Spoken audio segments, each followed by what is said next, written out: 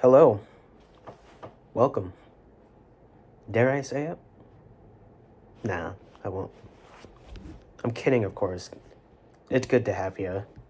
It's great to have you. Now, I apologize. I know I haven't been great about uploading. Please know I am trying. Part of the reason I was so hesitant to update is we just have like the most news since I last updated. Or uploaded, excuse me. Like, just the most. Like, we had nothing for like a month. Like, at most of July. Everything in 1 week. I hate it. I hate it. Okay. So we're going to go over some Shums news, and then we'll hopefully get through the rest of the NBA grades. We are about halfway through. I'd say almost exactly halfway through. I don't recall what we ended up on, but I guess we will have to look and see. I forgot what I ended up on because I was falling asleep during the last part of it. When did I last upload? Did I talk about the Luca extension? Or I apologize. I know I should have done this before, but you're getting a raw view into my life, It's unprepared. It's hectic. Some would argue it's neglectic. 3 days ago, so just the day he got extended. Hello. Kawhi. Indubitably. Okay, thank you. It's good. Me watching me. Apron. There's no trade restrictions and there's no buyout restrictions, so fine. I probably should add like chapters. If Brook Lopez ends up fitting and Beal ends up fitting, great. Okay, that's the Clippers. Jordan Goodwin exercised his team option. I think they ended up waiving him. They didn't. But it's probably not. We'll have to see. Maybe the bright lights of LA and the pastiness of Luka's skin maybe blinds him into realizing where he's gone wrong, or maybe he probably will turn out into nothing, just Occam's razor. DFS, Daily Fantasy Warriors? I think he's going to play a year after the Lakers just to chase another. Going to be about the going rate for a guy like Santi's type, like. Okay, so I did cover the Grizzlies. Okay, I'll go quick over the Luka. I will go quick over the Luka extension. There was some speculation he wouldn't, but I think most of us knew he likely would. Luka's known to just, piss off like immediately in the offseason. He goes to Slovenia, I believe. He goes back home, and I'm 99% sure his home is Slovenia. But he goes back there, chills out, smokes hookah, does whatever Luka does. In fact, I think the Lakers flew out there to sign the deal with him. But, yeah, I mean, I thought this was always going to happen. I had maybe a bit of speculation at the time of other options. It also just may have been because the Jazz had cap space next offseason. No bias here. No, if anything, I'm biased against the Jazz. But yeah, no, good deal. Good move. I mean, if you didn't extend him, this would be an absolute disaster. But extending him, I think, is totally fine. Of course, it's totally fine. It's Luka Doncic, but Bryce McGowan's is on a two-way deal with the New Orleans Pelicans. Shout out to Bartlestein, just really getting his guys paid. I have no idea who this guy's. Actually, yes, I do. Sam Goldfelder and Jordan Gertler. They got this guy paid. Mikal Bridges, $150 million deal, 4 years, player option on the last. I don't know. That's a lot for me. I hate to say it, but I'm not the biggest Mikal guy anymore. I did used to really like Mikal, but I mean, 150, it's a little less than the max, so they can have flexibility. Um, but 40 million a year. I just want to read some of the people in within 5 million. Call it Trae Young, Anthony Edwards, Tyrese Halliburton, Pascal Siakam, Demonis Sabonis, OG Anunoby, Zion, Ja, Garland, Barnes, Wagner, Cade, Shea, MPJ, Brandon Ingram, Tyrese Maxey, LaMelo Ball, Bam, De'Aaron Fox this year, it'll go up. We'll talk about that. Desmond Bain, DeAndre Ayton, Suggs, Gobert, Jackson, Brunson, and Şengün. So that's a lot. That's a lot. Now, I mean, Mikal, don't get me wrong. Mikal is still a totally solid NBA player. But he also lost a lot of his defense, which I think the Knicks probably, at least that played a big part in them deciding to trade like 5 first-round picks for him. I mean, don't get me wrong. 18 points, 50... what did he shoot from 3? 50, 35.5 isn't great. 35.4 isn't great. 81 from the line. Like, that's fine. That's fine. But then you get to his defensive rating, and it's not very good. It's not good. I'm going to go out on a limb. I'm trying to pull it up now.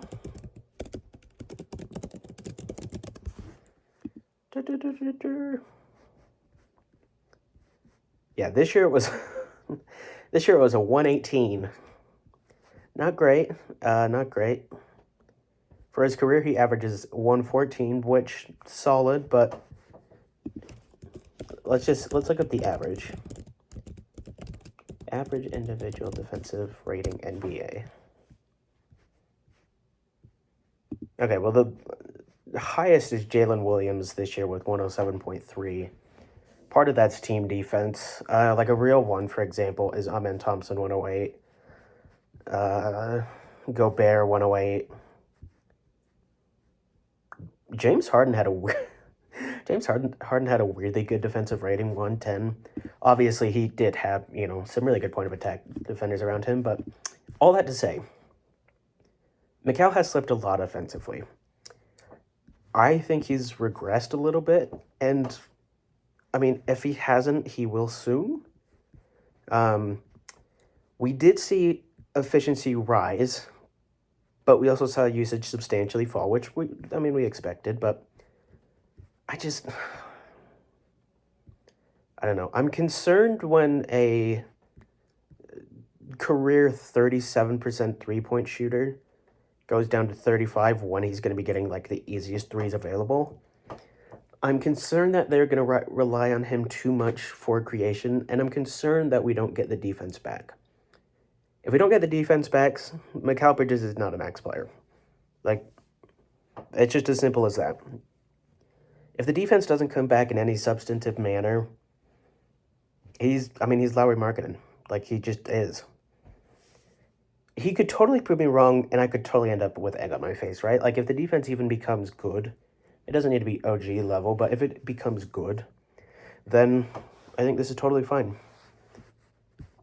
But again, feels like a lot for Mikal Bridges. Sorry, I have my phone plugged in, and so anytime I move, the cord's stretched already pretty tight, and so anytime I move, it just, but water break. I need to have like a sound bite for that. Ricky Council, 1 year deal with the Nets. They're either going to have guys who refuse to shoot or only want to shoot.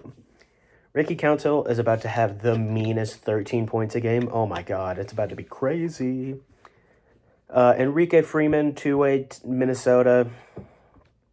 Yeah, sort of interesting. He's nothing crazy. We talked about the Luka. This is another one I hate. I'm going to be honest. This is one I hate. De'Aaron Fox. Now, I've been higher on Fox than most throughout his career. Like, I always did like him as a prospect. If I'm being totally honest, I thought he would end up better than this. But I always thought he'd become a decent player, right? Like, and I hate to say it, but I think I've been proved right. Call me crazy, but I think I've been proved right. Our one-time All-Star king, De'Aaron Fox. I was proved right. But sorry, I was just repeating myself because I was trying to kill time while I tried to get this loaded up. But 4-year, $230 million. Let's see. No, I mean, I guarantee you there's going to be a player option on the end, but that's a lot of money. That is $57.5 million. Now, let me get this pulled up. Maybe I'm crazy. Maybe our boy De'Aaron had, an above average year. Let's see. 20 points, as my charger just randomly falls, thanks. I have just the loosest wall outlets. 20 points, 6.8 assists, 1.5 steals. Rebounds for, always been a decent rebounder for a guard. Nothing crazy, but solid. 44 from the field. 45, call it. Where's 3? Sorry, I'm on Basketball Reference. And 27 from 3. Now, I worry this is not an outlier, rather this is the norm. Obviously, 27 this year, 32 last year, 31 the year before that. He had 1 year where he hit 37, 2022, 2023, 32, call it. But he started off incredibly hot, and that's the year he made the All-Star team. Then 29, 32, 30, 29, and 30. Now, you can work around that, right? Especially with point guards, especially with slashing point guards. De'Aaron Fox has a pretty good mid-range game, so that can, sort of ease the burden of not having a three-point game. But De'Aaron Fox also does rely on his athleticism a pretty substantial amount. And I worry that as he gets older, I believe we did see a little bit of a regression from him this year. Maybe it's because he played, a pretty substantial amount of minutes, 37 per game in Sacramento, 34 with the Spurs. Maybe it's because his load went up a little bit on the Spurs. There could be a myriad of causes, but I do believe we saw a bit of a regression burst-wise from De'Aaron. Maybe I'm totally off, right? Maybe, he wasn't in a great system in Sacramento spacing-wise, which is, that's what he's going to excel in. We didn't really get to see him in any capable system in San Antonio. I don't know if he played a game with Wemby, and if he did, it was limited. But you drafted Dylan Harper. I'd say you drafted Stephon Castle, but I don't really care. You can draft or get guys over him. I just don't get it. Don't get me wrong. You keep De'Aaron Fox. That was a great deal by them at the time. Awesome. But he's also making more than Joel Embiid. That's a lot. Let me double check that. Yeah, 230. Yeah, no, he's making more than Joel Embiid, more than Jokic, more than KD, more than Tatum, more than Giannis, AD, Butler, Lillard, Beal, Brown, Booker, Cat, LeBron, Paul George, Kawhi, Levine, Evan Mobley, Murray, Markkanen. So that's a lot. That's hey man, that's a lot. Don't get me wrong. I know there's some nuance to that, right? Cap's gone up, Cap's continue to go up, but not that much. We all thought it was crazy when Jaylen Brown got 55-ish million.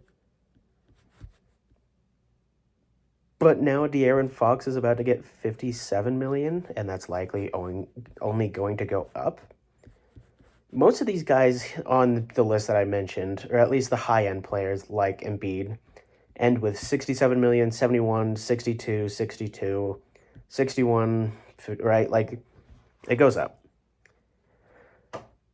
But De'Aaron Fox's is likely to go up as well, right? Like, you're not giving a backloaded contract or a front-loaded contract to somebody you view as that important. But again, I get you need to keep him, but that feels like a lot. It does. If you were giving him that Mikal Bridges contract, I'd be totally fine with that. But paying him like he's a top 10 player in the league when he's arguably not even top 25 is just absurd. Paying him top 10 player in the league money, while there's concerns that he's regressing from where he already was, there's concerns. Paying him top 25 money while you have a number 2 pick behind him, there's concerns. So if they could have signed him to, a cheaper deal or a, shorter deal, more expensive, whatever, well, I guess he signed the max he can. But I don't know. I don't love it.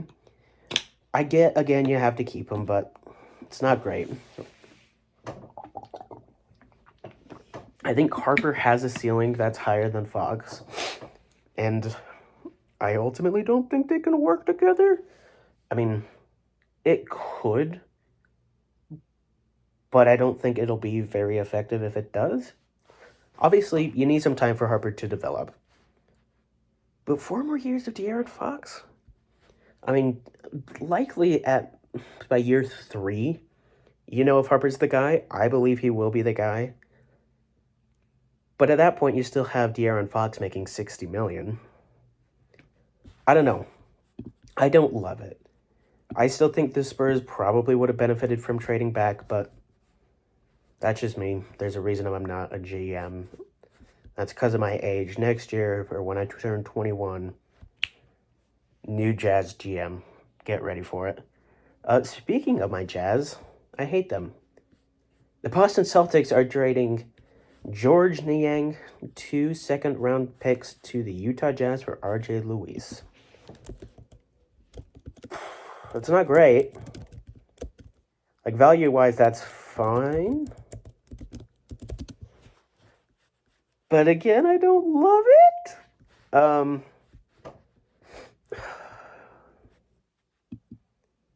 I love George. Not really an NBA.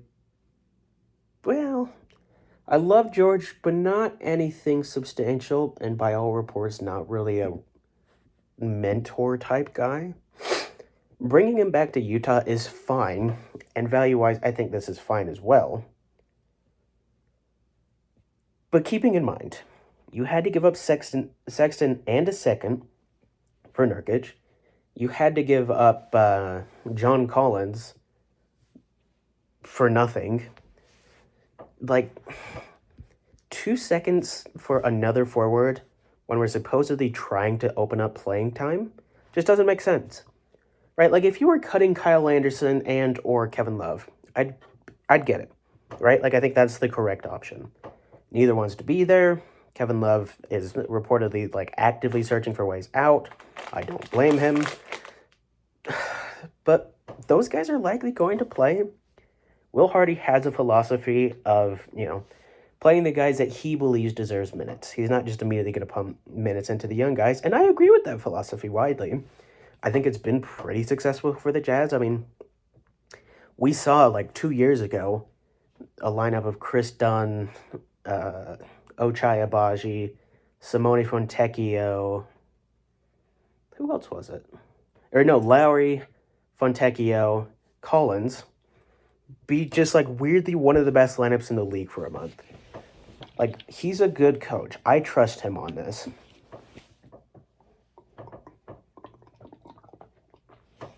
I do think we've seen a lack of development from some of our guys, although not all of that can be attributed onto him. But even if George Niang is terrible, even if he's fully washed, there's a chance that Like, we don't see what goes on, during practice.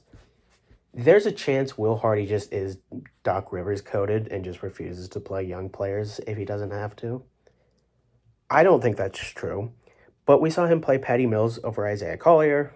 Ultimately, I will say it. I will stand by this. Patty Mills was better than Isaiah Collier last year when he played. Neither were good. But we know he's willing to play guys over young guys. And on a team that has sort of a dearth of power forward depth specifically, I mean, Niang's slow as hell. Like, he's a power forward. I just don't get it. I don't. Like, we currently have Kessler at center, Love, Filipowski, Markkanen, KJ Martin, Sensabaugh, Hendricks, Luis, Ace, Svi, Anderson, Cody. It's a lot of wings, man. Hey, man. That's a lot of wings. Obviously, Nurkic is going to come in and who knows, maybe Harkless or somebody gets... Well, I guess Luis is gone, but Nurkic is going to come in, be fat, white, and untalented. But if we're trying to clear up space, why do we have KJ Martin, Kevin Love, Lowry, I guess he's gone, Svi, Anderson, Harkless, who plays the 2-3, sort of a short wing position. Like, I just don't get it. I don't get it. We're adding to an already crowded front court.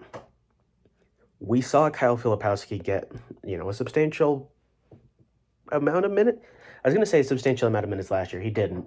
But we saw Kyle Filipowski make some substantial improvements, or at the very least make some substantial plays in Summer League. I just don't understand why you would even give Coach the option to play guys over him. Like, I thought we were ethically tanking, which doesn't exist. I could just do a, 30-minute video talking about that, but, like, I got in an argument on the Jazz subreddit saying, somebody said, we had to trade Collins. Like, I brought up the point about them blocking players, and somebody responded, we had to trade Collins. He would have won us games. You're telling me a bench power forward who averaged like 15 and 6 is winning you games?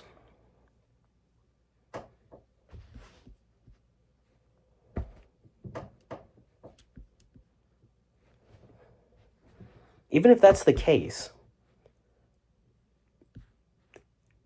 there's still guys taking up space. Also, we saw this last year. John Collins did not make us win games. I love John. I think he's underrated. He did not make us win games, but I don't get it. If somebody could explain this to me, please do. But I don't get it. I hate this move. I hate Danny Ainge. I hate Austin Ainge.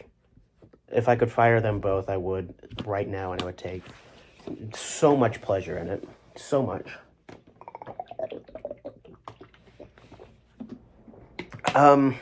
I do like this move. I think this is totally fine. Chris Boucher, 1 year, $3 million deal with mine, and our Boston Celtics. Obviously, they needed front court depth, and they needed front court depth bad. As much as I would have loved to seen Utah State legend Nemesh Keita play 30 minutes a night, probably not realistic. Probably not a great place for your team to be. So, I think this is totally fine. I know I criticized Boston for not doing enough or just not doing anything, but I think this does add to their team in a pretty substantive matter. I want to say I gave them a C at the time, C or like a B minus. I'd bump it up, maybe like a rank, just because I do like this move. Like, just literally getting anybody in there is great for them. So yeah, that's my thought on the news we've missed. That's 25 minutes of recording. My voice is hurting already. And we have the Heat. 1, 2, 3, 4, 5, 6, 7, 8, 9, 10. It's a 10 dual 11, 12, 13, 14, 15 teams to go. All right, so we're exactly halfway. Now, we have yours. Just yours. They're not my Miami Heat. Just yours. The Miami Heat have had an interesting offseason. I don't know if I would declare it as a good offseason, but they've done some things. They've done some things. We'll start off with Keyshawn Johnson exercising his team option. So immediately no. Kaspar Jonas, I liked the pick at the time. I thought he was very much like a Heat guy. I honestly thought if Clayton fell to them, they likely were going to take him. Obviously, Clayton went, I think, 17. Jazz went up and snatched him, but for a team that needs ball handling, I think this is totally fine. Obviously, Kaspar has some concerns, and those were probably amplified in Summer League.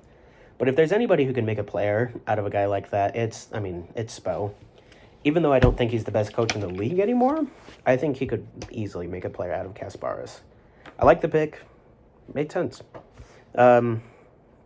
Wave Duncan Robinson, that's fine. I might have kept him just because, that's an expiring $20 million. But that's fine. I mean, it's an early termination option.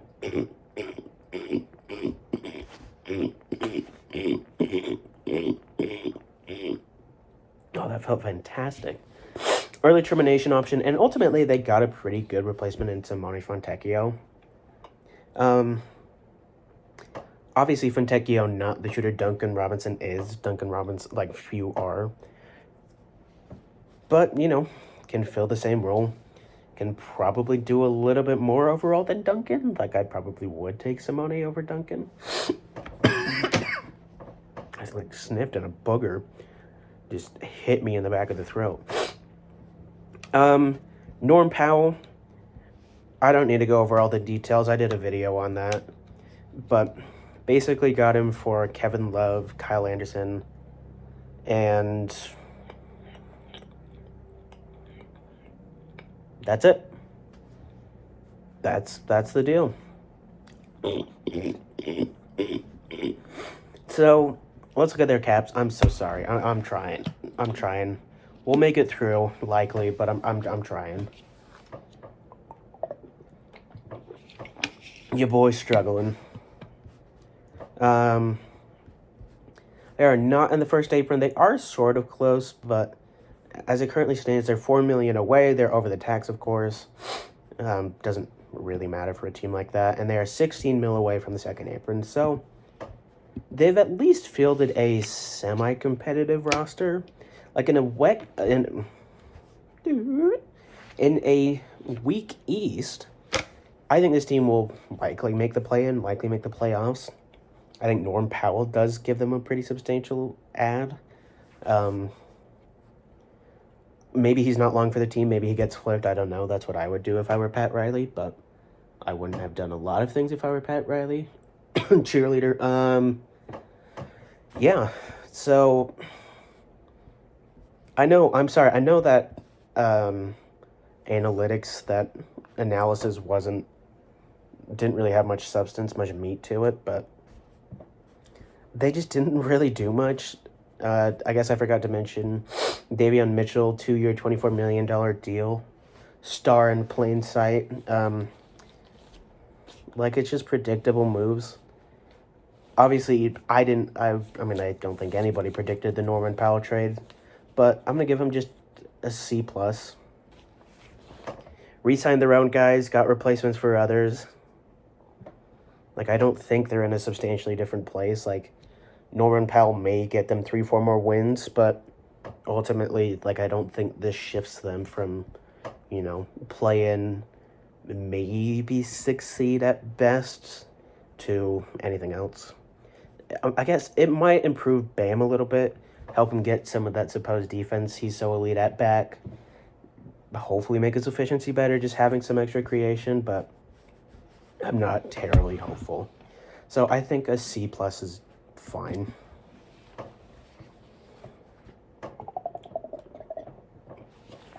Next up is your Milwaukee Bucks. Now, they have had a very busy offseason. We'll just start from the beginning. Pat Connaughton exercised his player option. That'll come back. They drafted Bogoljub Markovic with the 47th overall pick. I actually was pretty high on Markovic. I thought he was I thought it might have been Makovic, and I'm like, what? Carlo? No. I was semi-high on Markovic. I think I had him early second, maybe late first. Big guy, can shoot, pass, maybe defend. Like, position like that, I think that's a totally fine swing. Does make me concerned for Tyler Smith's future, but we will have to see on that ultimately. Tyler Smith is a bit of a project player and didn't really get much run in the NBA, so we'll see. KPJ declined his team option, Kevin Porter Jr., that is. Portis declined his team options. Chris Livingston got waived by them. I didn't love that. Obviously, it's ended up being okay for them, but I thought he was an interesting enough player for them. Mark Sears signed a two-way option. Bobby Portis, we did talk about this. 3 years, $43 million. I don't love that deal. It includes a player option, which he will pick up. Like, that feels like a lot for Bobby Portis. I'm not a big Bobby Portis guy. I don't think he's very good. I think the general sentiment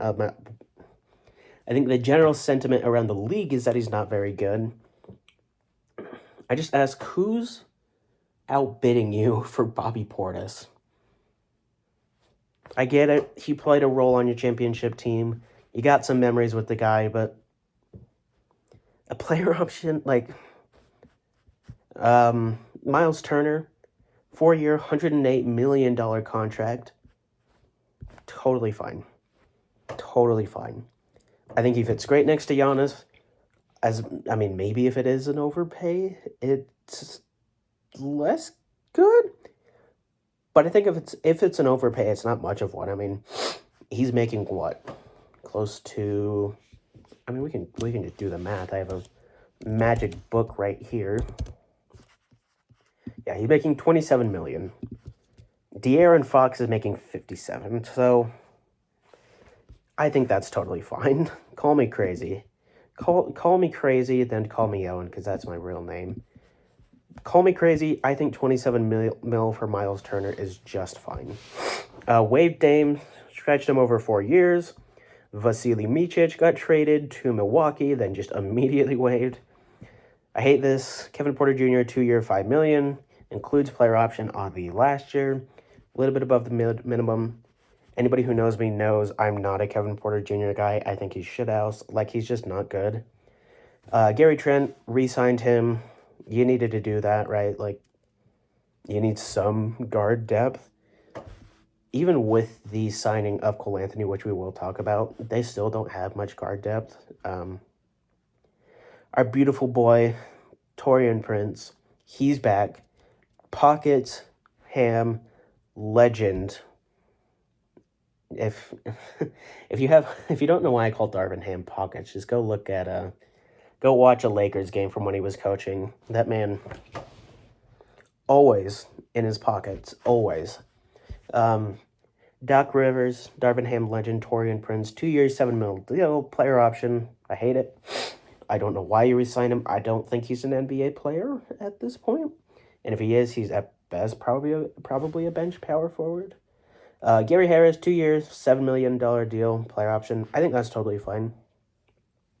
Obviously, there's some injury concerns, but on a team that needs, a competent defender and a competent shooter, I think he fills that role fine. Like, I'd honestly take Gary Harris over Gary Trent.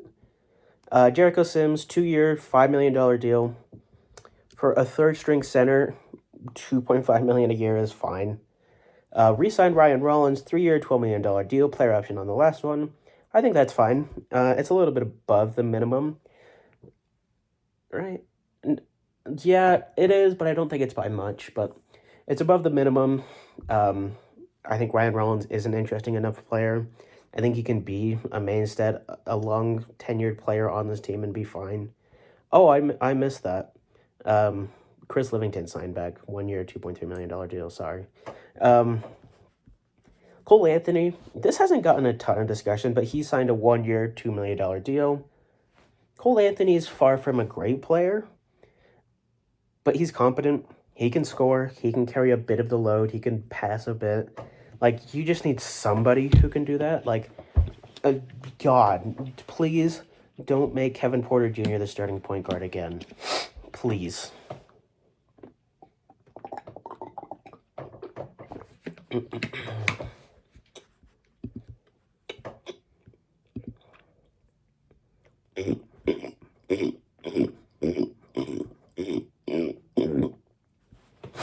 I don't know if I'm going to be able to finish this.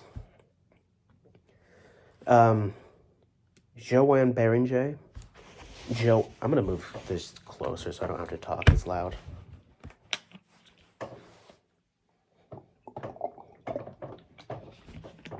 I don't know why my throat's hurting so bad today. I do apologize, but...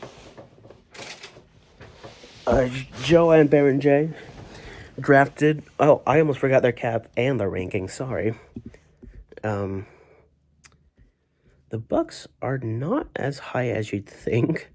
They are over... there's no way. There's no way.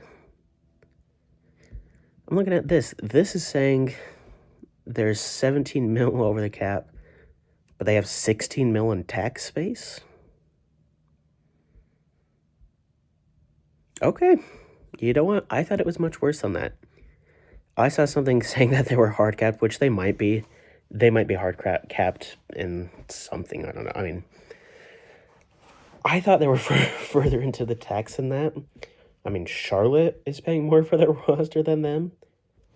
If that's true, one, I need to just refresh on my cap knowledge, and two, that's interesting. I mean, I know you're shedding a lot of money by waiving Dame. Ultimately, you still pay it off, but I don't think it goes against your tax. I guess that's probably the cause of it, because, I mean, $45 million would take them over the second apron, which I'm pretty sure they were in. But I think with the signing of Miles Turner, $45 million going off your books, I think that's fine, honestly. Like, I don't hate it. I like the moves of Cole Anthony and Miles Turner a lot. This is situational, but I'm giving them a B+. John Horst has not necessarily proven he's a great GM, but I got to give the guy credit. He's been able to refresh the team basically anytime Giannis wants. He's running out of assets, but I mean, for God's sakes, in a year that was supposedly desolate, he got Miles Turner and Cole Anthony. Are either, changing the Bucks' futures? No. Are both enough to make Giannis happy, make Giannis want to stay? Yeah.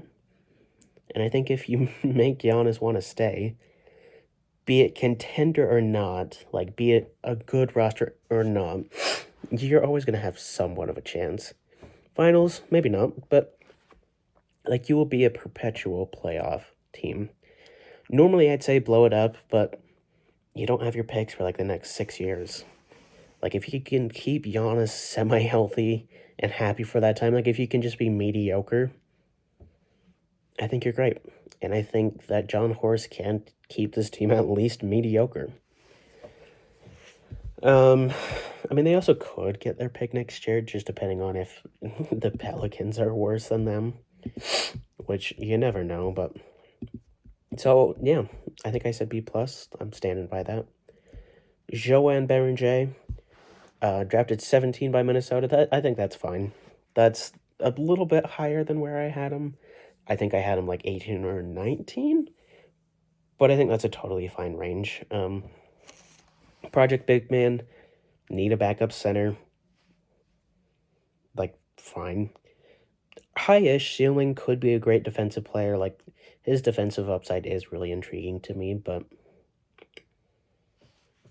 meh, honestly, like, he doesn't have any impact, likely at least for this upcoming year. Reed, Randall declined. I guess Reed, Randall, Garza, Edwards. Oh no, Jesse Edwards signed.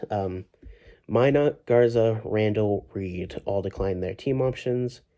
They got Rocco Zakarski, another project center. I don't think Rocco Zakarski is that good anymore. I had some interest in him, but what he showed recently is just not it. Like, it's not good. This might just give him an A immediately. Joe Ingles, 1 year, $3 million deal. Okay. Third string wing, great personality, team guy. Just a ray of sunshine in the dark snow clouds of Minnesota. I love it. I mean, weirdly enough, Joe Ingles does play like a pretty substantial role. Like, he will be their inbounds passer in any like one play end of game type situations. Like, if they're trying to run, a play at half court and there's 3 seconds left in the quarter, he'll be the inbound passer.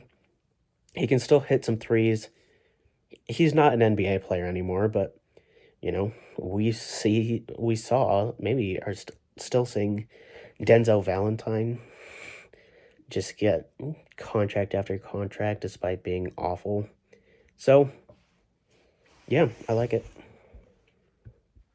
We talked about this Reed 5 year 125. I don't love it, but having seen some of the other contracts, I think it's a little more reasonable, but I still don't love it. Randall 3 year $100 million deal. I'm not crazy on player option at the end. I'm not crazy on it, but I do think that gives you enough time to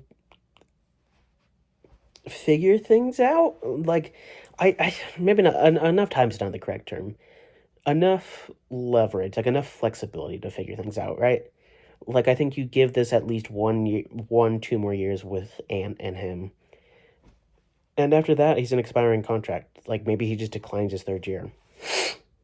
Again, I still don't love the fit between Ant and Randall, and I think we sort of saw the negative elements of that in the playoffs, and there were some positive elements too, but when Julius Randle wasn't shooting 80% from three, it fell apart a little bit. I would have hoped Julius Randle picked up his option and then they just move him, but what do I know? Obviously, you had to keep him or do something with him. You couldn't just lose him for free. Contract-wise, I think it's fine value. I just don't... It's the fit that always gets me here. Minot... I thought he signed with the Celtics. Am I tripping? Who's... Yeah, I'm pretty sure Josh Minot signed with the Celtics. Josh...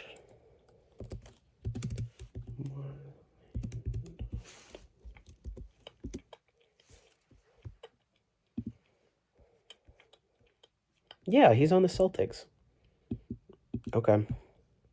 So, I apologize. Redact that. Let's look at their salary.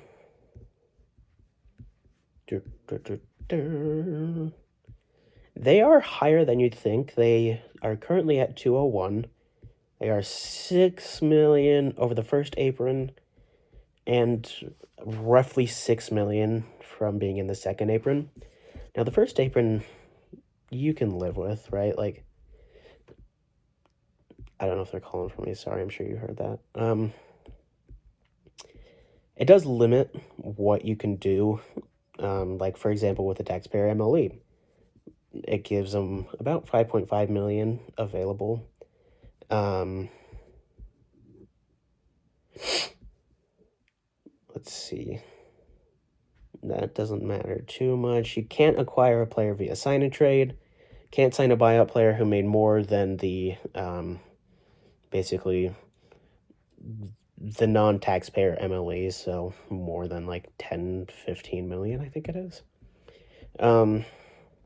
You cannot take more than acquire more salary in a trade, and you cannot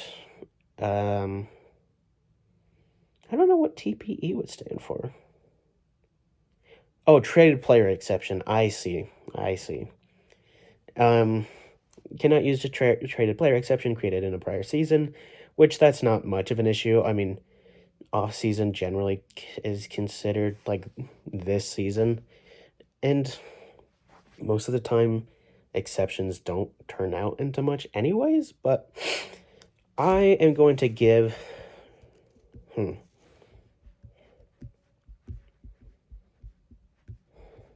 this is a tough one. I'm going to give the Wolves, I'll call it a C plus. They didn't really do anything. I think they overpaid Nas. Like, I like aspects of their offseason, but I dislike others. This is one that could just totally come back and just bite me in the butt, right? Like, Nas Reed just could become Steph Curry. Who knows? I I don't necessarily take issue with their actions, rather the money given to those actions. But we'll see. Maybe these end up being totally fine contracts. I would give them like a CC minus, but now that we've seen some, more contract details come out, other contracts for guys similar, I think it's fine. I just don't like the fit and some of the money attributed to it. Next up, we have New Orleans Pelicans. I just want to give them an F, quite honestly. I just don't know. I just don't think I can do it. We'll skip him, Mojave King. I think he was just filler. Drafted Jeremiah Fears with the 7th overall pick. Can't really move my finger like that. I'm not a big Fears guy. I had him early in the second. Like, touch indicators can be interesting, but you also have to be bigger than Rob Dillingham for them to really mean anything. Can Fears be an NBA player? Yes. Can Fears be an all-star? Maybe. Does he have some, aspects of his game that could be star potential? Sure. But so does Noah Essengay, and Noah Essengay is widely not considered star potential. Like, his star potential is he got to the line a lot, but he also had incredibly high usage and can't shoot, so he just had to get to the rim every time. I struggled to get to the rim, and when he got there, he didn't finish well. Not anything crazy free throw shooting. Like, tiny, can't pass, can't defend, can't shoot, can't finish. Is a good, not great ball handler. Is supposedly a downhill guy, but is small enough he can't put any substantial rim pressure on. I don't know. I don't love him. Derek Queen, I was interested in him. Seeing him show up to Summer League just so overweight and then just immediately get injured is concerning. I was interested in him sort of later in the lottery, but I hate this trade for him. I hate trading for him, one, for the fit, and two, you gave up the most favorable pick of New Orleans and Milwaukee. I think I said earlier, you just have to be worse than New Orleans. You have to be better than New Orleans if you're Milwaukee. I apologize. I thought it was worse. Now,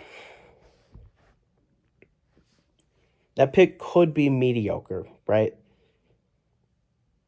It also could be good. I mean, the Pelicans have not exactly had any clean bills of health. Like, if health is decided on cleanliness, theirs is just shit kicked and covered in dirt. Their bill, I guess, I don't know. Not a great bit on my part. I apologize. I'm pretty tired. Why are people just honking randomly? Piss off. Neither team has had great health. Neither team is great. I just don't like it. I don't like it. when you have articles coming out basically just saying how stupid Joe Dumars and Troy Weaver are, which we knew, not great. Like, I don't love it. Let's see. Declined Peyton's team option, declined BJ Boston, declined Reeves, declined Trey Alexander, signed Trey Alexander, signed Hunter Dickinson. Have they done anything with? They haven't. Interesting. Didn't do anything with Brandon Boston Jr. Let's see if he's gone anywhere.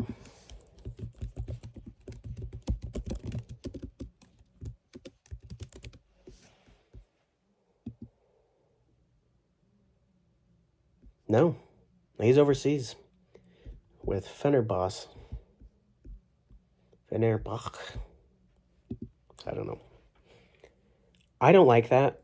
I thought Brandon Williams actually was pretty good for them last year. Interesting guy, interesting player. I would have kept him, but I think he could probably play next to Fierce too, but yeah, I don't like letting him go. I just don't. I mean, he's about to go dominate in Fenerbahce or whatever. Jordan Poole traded to them for basically CJ McCollum. I love it. I think I liked it a lot more than many other people, but it is a longer salary, but not by a substantial amount. They're making about the same.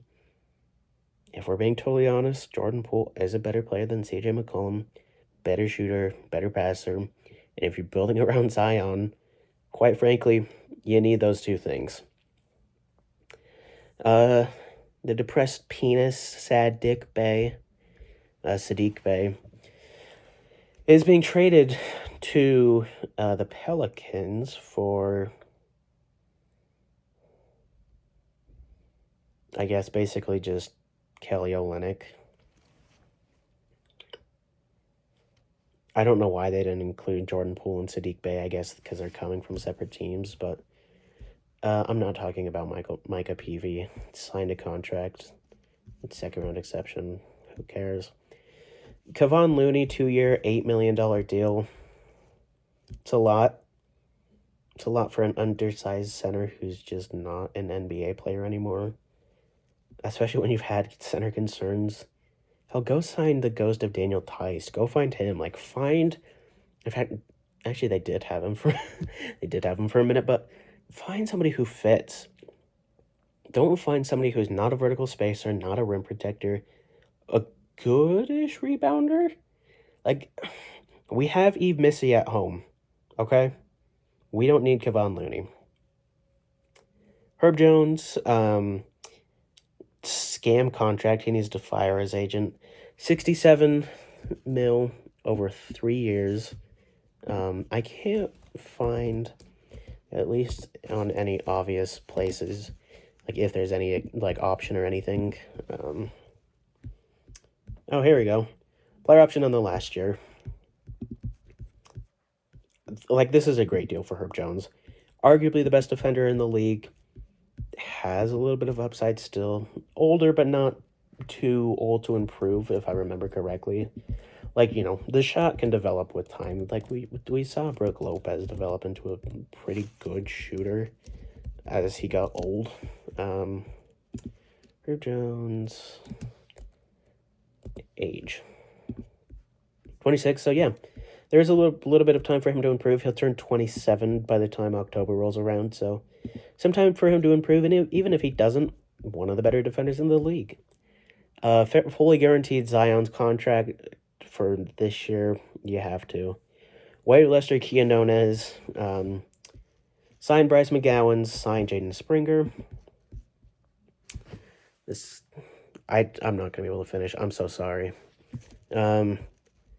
Cap-wise, they are not in the best place, but not terrible. I mean, they're higher up. Their bill is currently $190 million, $5 million under the first apron, and $17 million away from the second. Like, let's see.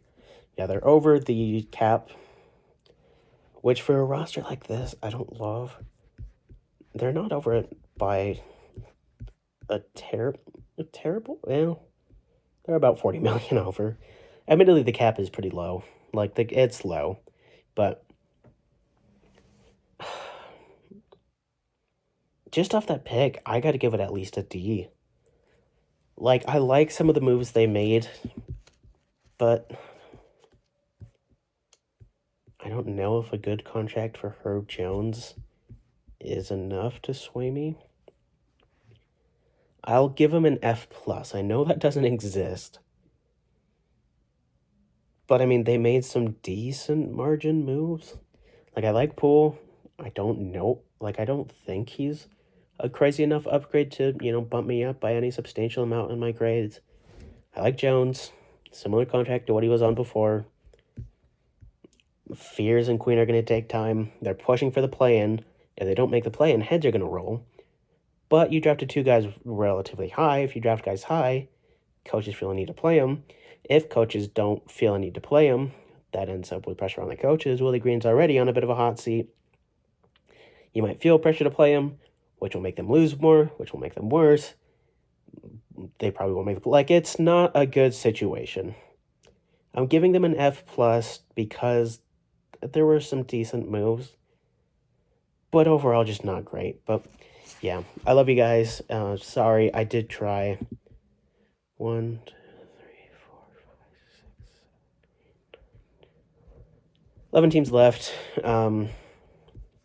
If you want me to just, like, I can just give them all, like, very quickly if you'd like, rather than going over every individual detail. But yeah, love you guys. You're the best. You're the best. What would you rate it?